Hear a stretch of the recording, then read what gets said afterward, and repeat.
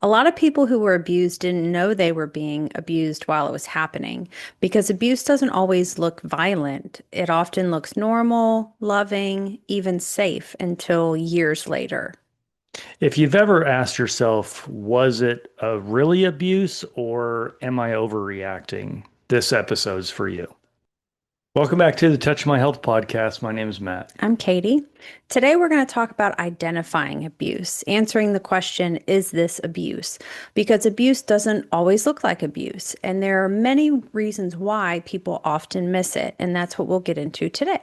First, we're going to get into what we're taught abuse looks like. When people think of abuse, they think of bruises, they think of like screaming, fear, oftentimes physical. They think of someone who's obviously very cruel, Yeah. but that's not how most abuse shows up. Yeah. When I think about abuse, I think of verbal and physical. I mean, that's typically what I think of as, coming home with black eyes and or going out and seeing somebody that has their face ruined. Yeah, my first two are physical and sexual, you Okay. know. Yeah, But if abuse always looked abusive, people wouldn't stay, that's true. right? What are some common ways that you think people downplay or question their own experience of abuse?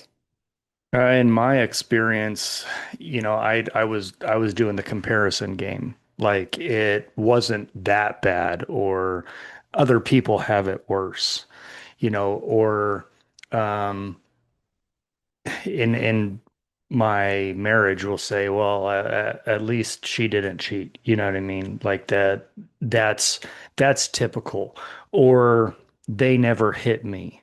Yeah. They just had a rough childhood. It's kind of that comparison game and maybe downplaying that harm. Yeah, you definitely downplaying the harm and well, they didn't hit me. Yeah, they never cheated on me. Um, Right. I think some other ones too are like self-blame statements. Hmm. So where you're trying to put the blame, back on yourself to make excuses. So, Oh, I was the emotional one or I'm just too sensitive. I push their buttons, which I've had a friend who was yes. in a physically violent relationship and when they were when she first got with him, she knew he was violent with his previous ex-wife, and then she made the comment, "Well, I would never push his buttons that way." It's like Oh, you're already setting yourself up for these self-blame statements so that if it happens, you have a reason and a justification why it wasn't his fault. right. And already placing blame on yourself Yeah. for his abusive behavior. Hmm. Yikes.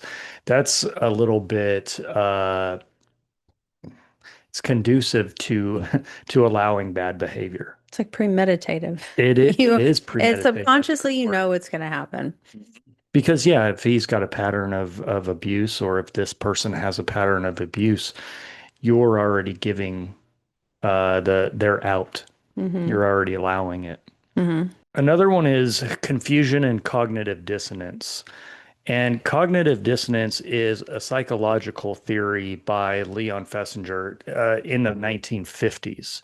It's when a person holds contradictory beliefs or values and attitudes, or when their behavior contradicts their beliefs. For example, it's when a person who values health but smokes cigarettes, they experience cognitive dissonance because their behavior contradicts their belief in healthy living. So it's the do as I say, not as I do. Well, you're battling two different realities. Correct. It's like the people we see in the gym vaping. Oh my God, that irritates the hell out of me so Why? much. You're over here lifting weights and trying to be healthy, but then you're sneaking a vape Yeah, while you're working out.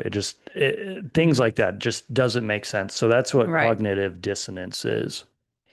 Then also saying things like, well, they were actually really nice sometimes, you know, or everyone else loved them. That was something that I know I've said before because the person and other people that I were with that had abusive tendencies, everyone else liked them. They were very Right. likable, very On personable. the So up. it's like maybe it's just a me thing because they were, everyone else liked them. Or it's, they weren't always like that because in the beginning they love bombed you probably. And so Bingo. that's what you hold on to. Yes.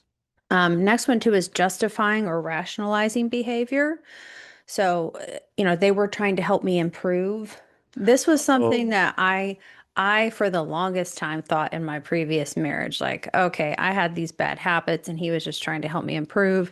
And then I think I believed that for a little bit. And then it got to the point where it was like, okay, no, this is not helping me improve. Like it's you're the just attacking me for everything about who I am, it can be verbally seen as constructive criticism, but in the same breath, they're breaking you down. Yeah, exactly.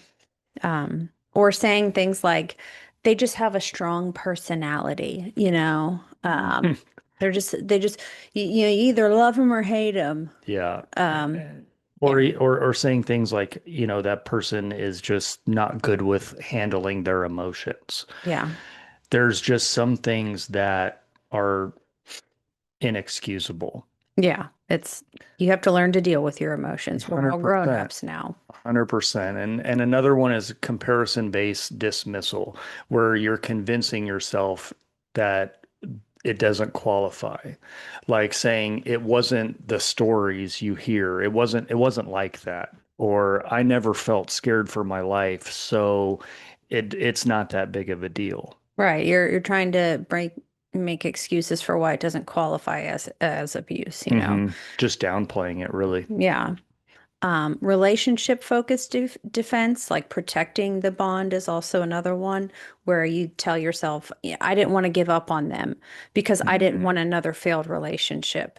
Which, if you've gone through multiple failed relationships, due to whatever reasons, oftentimes we don't want to be we don't want to fail just as human beings. And so we want to not give up because we don't want to have that other failed relationship. Or if you're at a certain point in your life, like you're older, maybe in your 30s, 40s, 50s, whatever, you're not spry young person anymore. You're like, I don't want to do this. I don't want to give up. Or, they say things like, I'll change. They said they'd change, and you still love them. So you still give them the benefit of their doubt, or you still keep hanging on Right. to that. Yeah, I think we've all heard the I'll change, I'll get better. Mhm. No, you won't. No, If you would have, if you could have, you would have. If correct. you wanted to, you would have. Yeah. And the person that is the abuser oftentimes will be placing the blame on everyone else but themselves. Yeah. So they won't be the ones to recognize that they are the abuser or that they are the problem, more Yeah. more or less. You've got the victim that is questioning their own reality and giving the abuser that the benefit of the doubt and saying, okay, well, he said he's going to change. She said she's going to change. So it'll get better for sure. No. Most of the time it won't. Yeah. Most of the time, it's not. Now, if you recognized yourself any of those statements that we said, that doesn't mean it wasn't abuse. When abuse doesn't match the picture in your head, you often assume like you're the problem, Right. and you're not. It more than often, if those resonated with you, was abuse. 100%. And the next piece of this is what abuse actually looked like. So let's get into that. Abuse is not about anger, right? It's about power and control. And so there's a couple of different forms of abuse, and we've talked about them before, Mhm. and just touch on them, briefly, what they look like in that space. So emotional abuse is love that feels conditional, right? It's Right. only conditioned on certain things, Yeah. or affection that disappears when you upset them. Yeah. If I'm upset with you or you're upset with me, withholding affection. I mean, if I understand you're not going to be the most affectionate person, probably, right? But you don't just withhold affection or have it disappear because that's your way of punishing them. Right. Silence used as punishment is emotional abuse. That's not solving anything. Yes. That's just trying to punish someone Right. for whatever the reason is. I've experienced both of these where the affection and silence was used as a tool, as a punishment, right? Me too. And and those are how that love feels conditional. Where, okay, you're upset at me, so now you're not going to talk. Now we're not going to talk about it. We're just going to walk in and act like complete strangers in our own house. Right. It's insane. Yeah, because they want you to also come to them. If they have determined in their mind that you said something that Yeah. upset them, and most of the times you didn't, it wasn't intentional, right? It's like you're as the victim of an abuse, you're not intentionally trying to say or do something to hurt the other person. It's just they will always come up or find something to Hmm. be upset about or to use that sort of emotional abuse as a way to gain more power or more control. Yeah. And the verbal abuse Yeah, piece that's the of next it, one. the verbal abuse comes secondly as well, where again, it's kind of that criticism, the jokes that hurt. And when you react, they say, "Oh, you're too sensitive."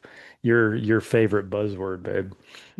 You're too sensitive. It's that breaking you down, but in a joking form. Yeah, I'm joking, but my joke You're is really not. truth. Yeah. Like, I'm just going to hide my truth behind, I'm going to say it's a joke and you're too sensitive. Hmm. Criticism disguised as help. I'm helping you Yeah. by criticizing you Right. Just all the time. breaking you down, and it's the breaking your spirit and breaking you to where you will rely on them Well, you'll emotionally. rely on them and you'll always try to seek validation in them. There it You're is. always going to try to seek validation in them and get their approval and their happiness. And 9 times out of 10, they know that. They do it on purpose. Yeah.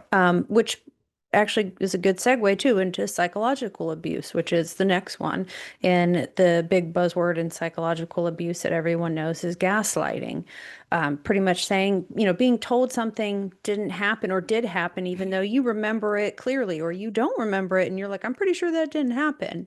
Yeah. And twisting words or twisting events, or, I Yes. mean, I've had where like I knew my ex was somewhere that he wasn't supposed to be. And I'm like, I know you're there. And he's like, what do you want me to go outside and take a picture of where I'm at because he was saying he was somewhere else. Like, so he was full on just gaslighting, lying to me, telling me he was going to take a picture of where he was at somewhere else Yeah. even though he knew he wasn't there, but he was betting and hoping that I would be like, no, or, whatever. And I did. I said no, because in the back of my mind, I didn't want to know the truth. Even though I knew it, I didn't want to know it. But it's a psychological abuse that you go through. Oh yeah, and gaslighting is the biggest one because that makes you as the victim question reality. And again, it goes back to you seeking validation from the abuser. Mhm. You're constantly questioning yourself and asking them for validation. Right. And that's what, they rely on is your self questioning and your weakness actually. Your dependency, they rely on your Dependency. That's dependency on them for Yeah, validation and to confirm that the reality that they are explaining is the real one, even though it's not right. at all. And the last one that we don't talk about often, but it's still a form of abuse, is financial abuse. Hmm. And we just saw this recently with Yeah, one of our friends, but where the control over money and the being kept dependent mhm. uh, because they control the money, they control the bank account, or they guilt trip you for spending money. And the one that we saw the guy came and took money out of the bank account from the victim, took money so she couldn't leave. Right. Took like $2,500 so she could not leave the situation, go find a new Hmm. place to live. And that control, the financial abuse is something that I think is often overlooked, but very detrimental to talk about. I think it is a huge form of abuse because obviously, you know, the world revolves around money and you can't do much without it. So when an Hmm. abuser has that control, you're kept dependent. Yeah, being kept dependent, so leaving feels impossible. Hmm. And if you're if you're a household where you guys share money, you all have one bank account, um, and let's say you're a stay-at-home mom or a stay-at-home dad, whatever, and the other person works. I mean, that dynamic can work if it's a healthy relationship, Yeah. but if it's unhealthy and they control everything and they guilt trip you at anytime you spend anything or, you know, just constantly keep control over that money, it Yeah. makes it very hard if you do find yourself in a situation where you're like, I need to leave, and they make it feel impossible. Right. 100%. And none of these leave actual bruises, but it does leave the damage. The damage is long lasting. Right. And I always say this that black eyes and bruises go away, but the mental abuse stays. And again, a lot of these non-physical abuses stick with you for a lot longer than a black eye will. Yeah, I think about that phrase, when we're taught when we're kids, like, what is it? Sticks and stones can break my bones, but words can never hurt me or something. I'm like, who taught us that? Because words hurt and That they is, hurt just as bad or even worse, Like, I mean, I get it as a child because you don't, I guess, want to, uh, depend on or like, I don't know how I want to say it, but if you're a kid and you get hurt, adults tell you brush it off, it's okay, you'll be fine. They don't want it to really affect you for the rest of your life or something like that. I think of like bullying and stuff. But yeah. the words, no, words do hurt too, and they stay. And then sometimes you find yourself in situations where, you know, you are getting bones broken and you're like, well, the words aren't hurting me, so Yeah, but the physical is for sure. yeah, I'm just like, why did we used to say that? I don't understand what the point of. I'm not a fan of that phrase either. Well, the next segment is why it doesn't or why it didn't feel like abuse back then, or even if you're in the current situation, why it doesn't feel like abuse at the time. Okay. Um, your nervous system wasn't analyzing the relationship, right? It was really just trying to survive it. So there's a couple of different things that our nervous system kind of does when we're in this survival mode, but intermittent reinforcement. So intermittent reinforcement means love, kindness, or safety wasn't consistent, right? It came and went, Right. intermittent. Yeah. Um, When it was on on. again, off again, kind of that giving you that uh the the I love you today, but I hate you tomorrow. Oh, but well, I'm back to loving you tomorrow or the next Hmm. day. It's that on again, off again, and saying sometimes they were amazing. And then again, sometimes they hurt you. And you never know which version you're going to get. So you're constantly walking on eggshells. That unpredictability is what makes the bond stronger, not weaker.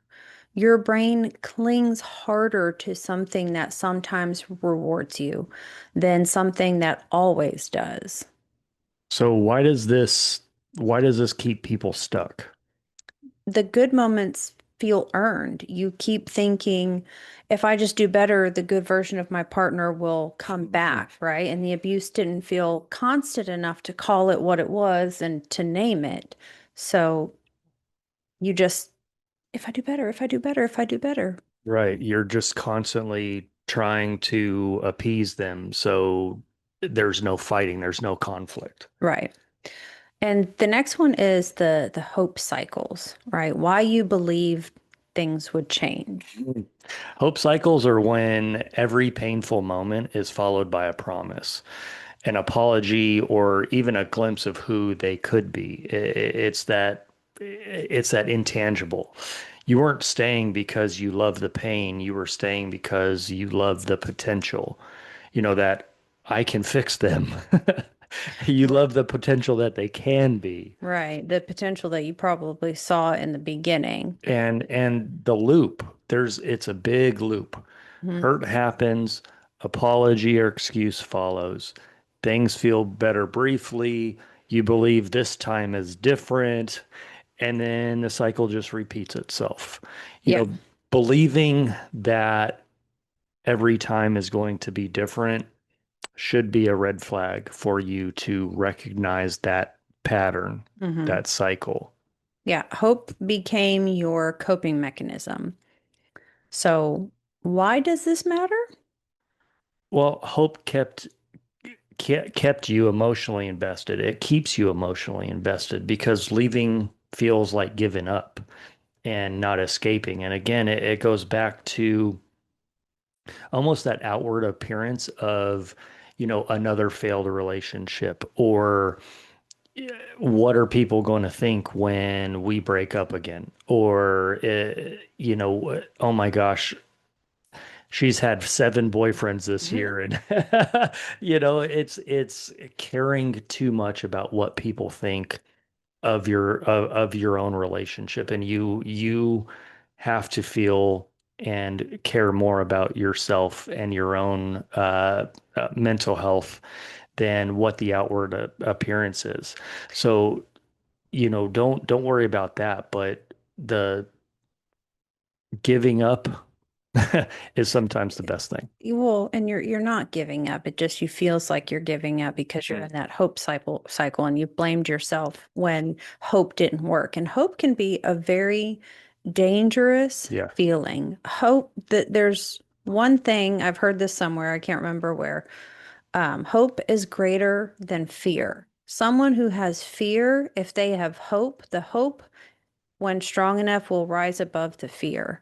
And so it can be a very good thing in certain situations, but in abusive situations, having hope can be very dangerous because if you have a greater hope that things will get better and that the abuser will change over your fear of them, Oh, you will stay stuck for as long as that hope outweighs that fear. I love that. That's very powerful. And it's why a lot of times too, survivors will say, like, I really thought they were changing, and like you said, I didn't want to give up on them. With survivors, again, it's believing that things can get better. Hope. Yeah. And trauma bonding. Well, that's the next one. Yeah. Huh? But I didn't want to Yeah, say. the next one is trauma bonding. And trauma bonding happens when pain and connection get wired together in your nervous system. The same person who hurt you is also the person that comforts you. So your body learned that's what love feels like. Yeah, and just to clarify, this isn't emotional weakness. It's an actual biological response to repeated stress and relief. Um, and I mean, everybody's heard of, I say everybody, but a lot of people have heard of the term trauma bonding. It's a buzzword. So, what trauma bonding looks like internally, right? Missing them even though they hurt you, which on surface level makes no sense, right? Mhm. But as you said, when they're the one that hurts you and the one that soothes you, you find yourself missing them even though they hurt you. Um, Or even defending them. yeah. You're defending them, the abuser, to your friends and family. Hmm. Feeling addicted to the Oh, relationship. gosh. And we'll get into that kind of more later, but that's at highs and lows. So you get that dopamine hit and then there's the low points. And basically the highs are highs and the lows are lows. So you start to feel really addicted to the relationship and you feel empty without them. But you did not fall in love with abuse. Nobody Okay. does. Your body bonded to survival. And survival mode is why you can't think clearly back then, or why you couldn't think clearly. And you probably still can't now, because when you're in survival mode, your brain is not focused on analysis or long-term consequences. It's focused on one thing, getting through the moment. Yes. I can't tell you how many times I was like, I just need to get through Just today. get through Just today. get through today or get Mhm. through tonight or whatever. Um, and with trauma bonding too, you're you're often reading the moods of your partner. You're Yeah. kind of reading the room with them. You're always trying to see what mood they're in. Hmm. You find yourself avoiding conflict quite a bit, probably at your own expense, and keeping the peace to avoid the conflict, Yeah. right? Yeah. My trauma bonding comes with my biological mother. I was physically abused, and that trauma bond, the not knowing what mood they were going to be in, you're trying to read their mood when, they come home. When my mother would come home from work, didn't know if she was gonna come in and, punch me in the mouth or cook us dinner. We had no idea. You Yeah. know what I mean? And avoiding the trying to avoid conflict really wasn't an option in our house. It just wasn't. But trying to keep the peace, uh, we just tried to stay out of her way, really, when she was on a tear. That's how we tried to keep the peace. I would just pretty much lock myself in my room and hang out because you never knew what high and low she was going to be in. Yeah. And managing their emotions while minimizing your needs is not healthy. No. If you find yourself doing that, that's a problem, um, because your emotions and your needs matter just as much. Hmm. So with trauma bonding, you weren't asking questions of, is this healthy? You were asking, how do I get through today? Uh-huh. I would ask that all the time. How do Yeah. I get through today? And why does clarity come later? You don't gain perspective while you're in danger, Okay. right? You gain it when your nervous system finally feels safe. So, yeah, clarity oftentimes comes later. You didn't miss the signs because you were stupid or anything like that. You missed them because your brain was being trained, your hope was being manipulated, your body was bonding through stress, and your nervous system was just in survival mode. Yeah. That's not a failure. That is exactly how abuse works. So the next part is why you realize years later that this was abuse. And most people don't see abuse clearly until they're safe enough to see it. When you finally break away from the situation, then you internally start beating yourself up for staying as long as you did or enduring what you did. So remember to be kind to yourself because it's not your fault. Exactly. And some common like aha moments or realizations that you might have later on that tell you, oh shit, yeah, this Yeah. was abuse, is when you actually get into a healthy relationship. I know a lot of things I've realized from being in our relationship that I look back on, I'm like, oh yeah, that was not healthy. And then of course going to therapy, that will definitely make you have a lot of realizations and a lot of light bulb moments, and Yeah. just coming to terms and being honest with yourself about things that maybe you didn't want to be honest with yourself about the other person's abusive actions. The biggest one is distance. Yes. This is why no contact is so important for healing. We tell our friends this a lot. You have to go no contact. You have As hard as it may be, you cannot continue to contact them at all. you Zero contact means just that. It means zero contact.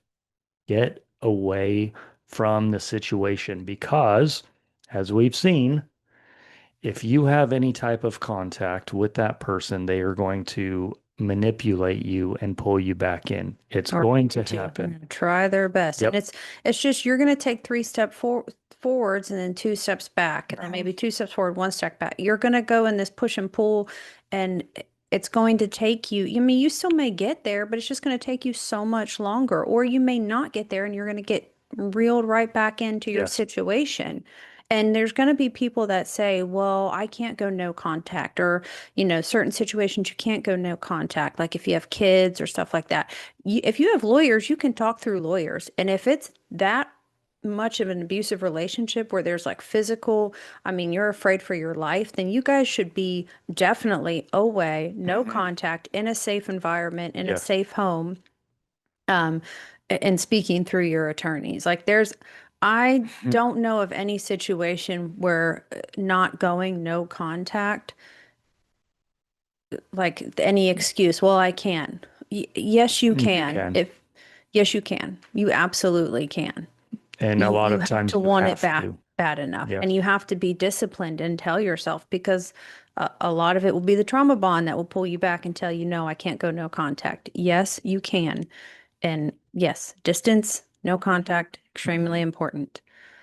Parenthood also is when you may realize like this is abuse, because when you become a parent and you have to care for a child, like, I mean, you knew that that it was physical abuse. Yeah. It's not like you realized it when you became a parent, but you also realized when you became a parent that this is not how I am going to parent my child. Stop. These are not things that are going to happen. Right. Yeah. When I became a dad, I knew that I was going to stop that abusive pattern. I was going to stop the generational abuse. And that was my aha moment. Like, oh, Hmm. shit, I can change. I can change this. I may not be able to change the world, but I can change it in my own family, Hmm. right? I can stop it here. And that's where I stopped my physical abuse and stopped the abuse trend in my life was when I became a dad. And it could also be too, if you're in an abusive relationship and you have a child with this person Hmm. and they start to display abusive behavior towards the kid, that could be an aha moment, a Oh yeah. realization like, okay, wait a minute, I'm one thing, that is another. Like, we are not doing that. And that could be um the straw that broke the camel's back, whatever that term Right. is, the last straw that makes you realize, okay, nope, we are not doing this. Yeah. Or also someone finally naming it. Sometimes people don't want to say, like, hey, you're in an abusive relationship, Hmm. because they think that somehow that's being a good friend, and it's not. Say it. It is a lot Say it. easier. It's a lot easier to see it as an outsider than it is to see it as the person in the relationship. So trust the people around you that come to you and explain that you are in an abusive relationship or you're going through abusive behavior because someone finally naming it can be that light Hmm. bulb. Yeah, clarity comes after safety. It does not come during the chaos. That's right. Once you get away, you can step back, see the whole picture, and really gain that clarity on on your life Yeah, and realize that crap, I probably shouldn't have stayed for as long as I did. right. And when you go no contact and you do the distance, the clarity will come much, much sooner than you think. Yes, it will. So the next segment that we'll talk about is, why do I still not feel okay? So you've left, you're healing, but why do I still not feel okay? And I struggled with this for probably, I mean, I still do, and it's been almost 4 years. But I know for the first 2 years it was frustrating because you want things to be fixed fast as Hmm. soon as you leave, Oh yeah, right? But leaving abuse doesn't mean damage just disappears. It doesn't just go away. it does not. You still struggle with a lot of self-doubt. Your confidence and um, Yeah, your confidence in yourself is down. So you doubt your thoughts and your actions and just have a lot of being self-doubt. being beaten down for so long, it is a long road back to Hmm. self-confidence. So you're still going to have some self-doubt and believe in yourself that you can get better. Another one is hypervigilance. Yeah, and this is another. I feel like I'm very hyper vigilant. So hypervigilance is a state of being constantly on high alert, scanning your surroundings for potential threats, even in safe situations, often feeling on edge or jumpy. It's a heightened awareness stemming from a nervous system that is stuck in fight or flight mode, making you excessively sensitive to perceived dangers, which can stem from trauma, Yeah. PTSD, or high anxiety, and can manifest as physical tension, easily startling, difficult relaxing. So, I mean, I still feel like I'm super hyper vigilant. I try not to like be hyper vigilant Yeah. when I know I don't need to be, but it's definitely still Yeah, it comes from the uh long-term fight or flight. long-term fight or flight where Hmm. you are constantly battling yourself. Really, for lack of a better word, you're battling your own internal emotions. And, you know, it puts you in that fight or flight mode where you're always on edge. So don't don't have shame for staying, Yeah. and don't stay angry at yourself. Don't stay angry at yourself. Get the damage is done, and Now it's the healing now part. it's time to heal. The damage is done, so it doesn't mean that you're weak. It means that the abuse worked, and now it's time to heal. Right. And that's part of like what you said earlier, be kind to yourself, Hmm. have patience. It's common to feel the shame and the anger at yourself for staying, but it just, it's not, it's not your fault. Yep. They abused you. Yep. Now we have the healing to work through, and that takes time. It took me many, many years to not blame myself for being physically abused as a kid because I wasn't the best child. I got in a lot of school fights and got kicked out of school and all of that stuff. So it was easy for me to blame myself for my mother's abusive behavior.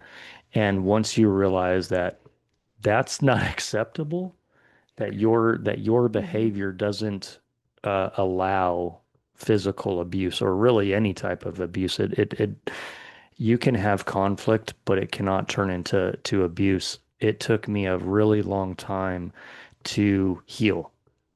And I mean, what am I, 42? I'm still working through it. Yeah, I mean, I still blame myself for staying. But the difference is I blame myself because I could have left. I could have walked away Yeah. several times in both relationships or other relationships that I can think of that had emotional or psychological verbal abuse, and I didn't.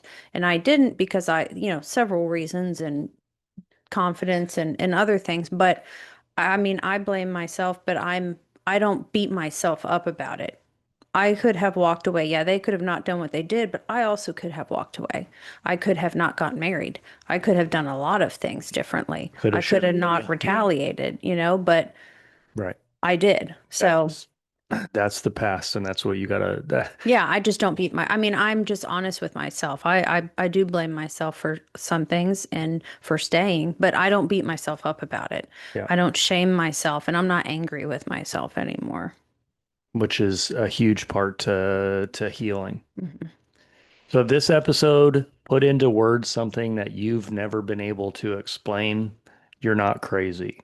You're not broken, and what happened to you matters. It's time you stepped up and stepped out to talk about it. If this helped you, hit the like button and subscribe to our channel. If you're having a hard time identifying abuse, please comment or message us. This is what we talk about here, and we would love to help you. So go follow us on our other socials, TikTok and Instagram. They'll be linked in the description of this episode, and they're in our bio. Next episode, we're going to be breaking down trauma bonds and why abuse can feel like love. We'll see you on the next episode. Okay, bye. Okay, bye.